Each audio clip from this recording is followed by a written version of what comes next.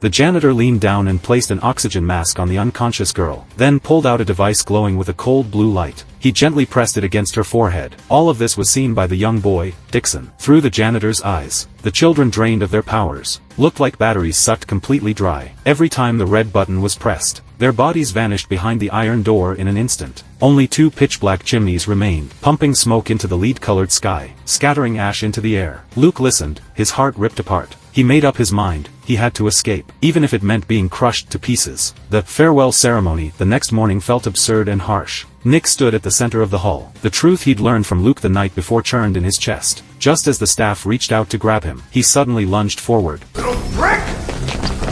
Its spark struck the electronic door lock. With a loud bang, it exploded. That was the first crack in Luke's plan. At dinner, Luke stirred up chaos. Two kids knocked over their trays. The clattering of bowls mixed with cries and shouts, successfully drawing the guards' attention. He slipped away during the mess, and rushed into the room with the broken lock, then sabotaged the surveillance system. That night, gritting his teeth through the pain, he tore the tracker from behind his ear. Blood gushed out, and the pain made him gasp. He wrapped the wound in gauze, and hid the tracker behind the bed. The escape had officially begun. At that moment, the hallway cameras failed due to an electrical fault. With Dixon's powers guiding him remotely, Luke moved through the facility. Each time a guard approached, Dixon shared the feed in advance and sent a warning. Using the access card provided by the janitor, Luke made it to the basement. He hid beneath the laundry cart, and covered himself with towels. At exactly 11 o'clock, the janitor arrived right on time. When the cart reached the infirmary, Maureen whispered the escape route to Luke. Before leaving, she slipped a USB drive into his hand. It contained years of secret evidence against the facility. "If you get out, you must give this to the police." Luke nodded and opened the door. In front of him stood a barbed wire fence. Beyond it, was it freedom, or a deeper kind of darkness?